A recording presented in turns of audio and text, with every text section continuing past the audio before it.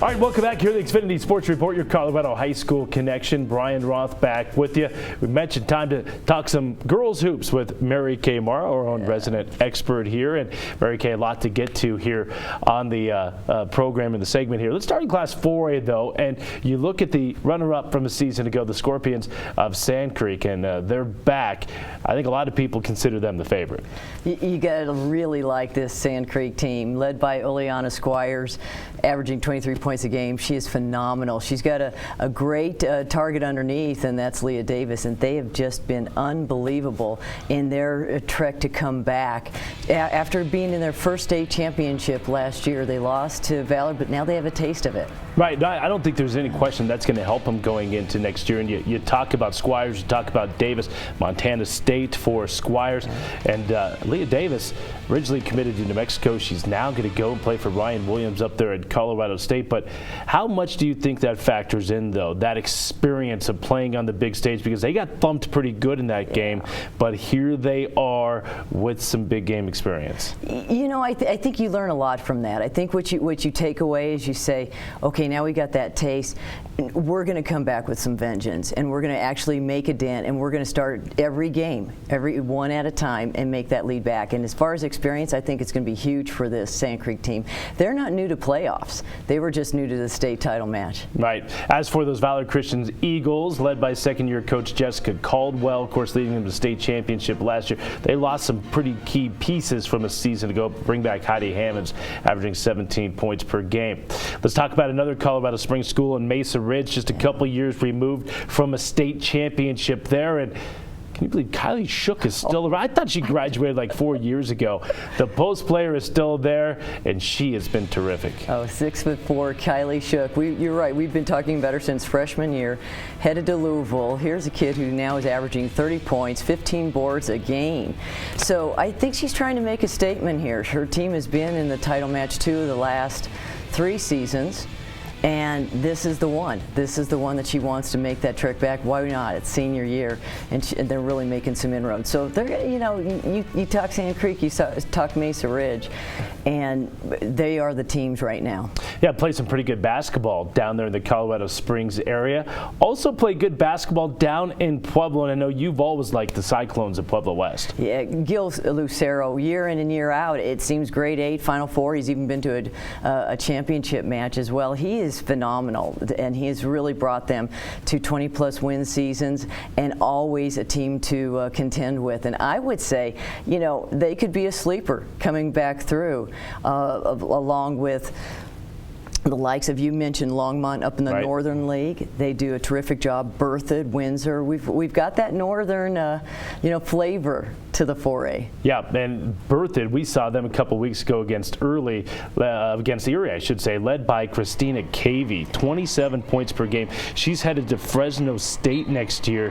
How about this? She's shooting 46% from deep and has 4 games of over 30 points here this season. So Berthoud's going to be right in there. And of course, when you talk about Longmont, again, a team that made it to the Final Four last season, a team led by Maddie Gabler and Sydney Wetterstrom, a team that certainly, I think, has enough to get back to the Final Four. Right now, as we sit here in early January, who is your favorite to take down the 4A Girls State Championship? Oh, you're putting me on the spot early. On the spot. Early. It's going to come for Class 5A too, so start thinking about that. 4A, who do you like? I'm still going to stick with Sand Creek and Mesa Ridge right now. I think Sand Creek, I'd like to see them get over the top. You know, they were in the grade 8 3 years in a row before they got to the Final Four in the championship last year.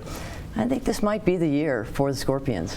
Okay, there you have it. Sand Creek, the favorite here on XSR. Let's go to Class 5A now, and let's start with the #1 ranked team, and that's Karen Jiraki's Falcons of Highlands Ranch. They only have the 1 loss on the season. It came out of state at the Nike Tournament of Champions, and Mary Kay currently ranked 21st nationally.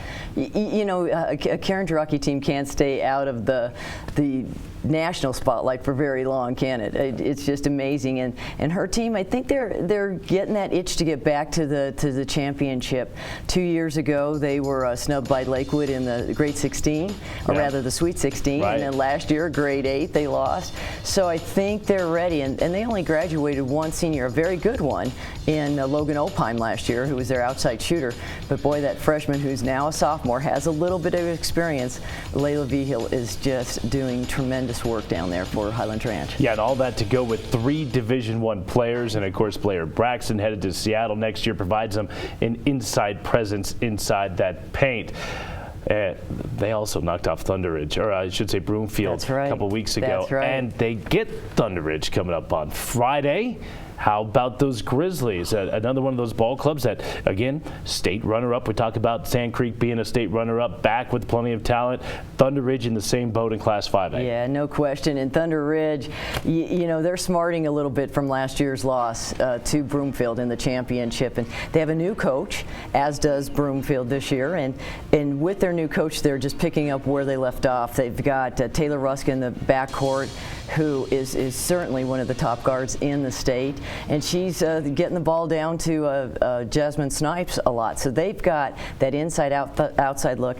Their big key is defense. They are so strong. They just are. They cover the floor 94 feet, and they've been keeping teams under 50 points a game. So that's going to be a huge battle. And those two teams, we'll see who comes out of that Continental League. Yep. And again, you mentioned Snipes. She's at 20 points per game. She's going to play basketball in the RMAC next year at Regis. Meanwhile, Rusk is going to head up to Laramie to play for Joe Ligursky and the Wyoming Cowgirls.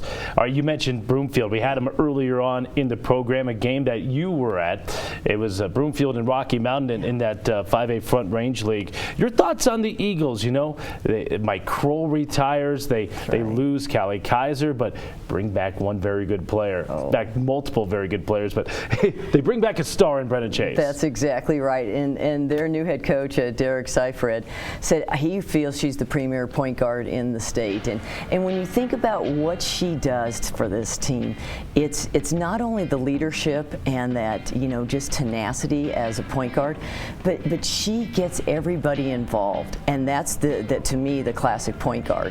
And she can do it with steel on the defensive end, on the offensive end, and she has been the glue for this Broomfield squad. She's got 2 key players that she's getting the ball to, and that's Fankel, her fellow senior, and then a sophomore boy. The sophomore class is crazy this year, and one of them is Delaney Byrne. She had 17 points in 1 quarter when we covered them the other night. Wow, how about that? And again, that was a big win there for the Broomfield Eagles. Rocky Mountain's still good. They'll be right there in that Front Range League. And then how about Pooter? It's a Pooter team that's in the top 10. They've been getting the job done with defense up north there. In fact, in 10 games here this year, I should say, they have held opponents to 40 points or less. All right, a few more teams to get to before we wrap this up. And of course, we skipped over the Centennial League. We can't do that because that's where Grandview resides, and that's where Michaela Onyenwer resides, one of the top juniors in the entire nation. She really is, and her team is undefeated, and there's a good reason why, and it starts with number 12. She's averaging a double-double, no surprise, and she jumps out of the gym. I think what is kind of an X factor for coaches is they'll box her out, and she leaps over them. They forget she's a track star too, so she's got a lot going for her up and down the court, and she's got a freshman now helping out in Alicia Davis, so she's getting some help on the boards. And when you take any kind of diversion away from her, it just opens her back up for something else. So Grandview and Coach Ulitsky definitely have a formidable team at number 3. And can't forget about the 5A Jefferson County, Ralston Valley, and Lakewood, both teams that expected to challenge there. And in fact, just a couple nights ago on Friday, it was Lakewood knocking off Ralston Valley. Of course, Mackenzie Forrest, we know all about her. So yeah, it'll be a fun conference to watch. All right, put you on the spot for Class 4. Let's put you on the spot for 5A. Who do you like? Oh man, 5A is going to be a little bit even tougher, I think, to pick at this point. I like Broomfield's chances to get back to the Final Four. Not sure if it's going to be into the title game.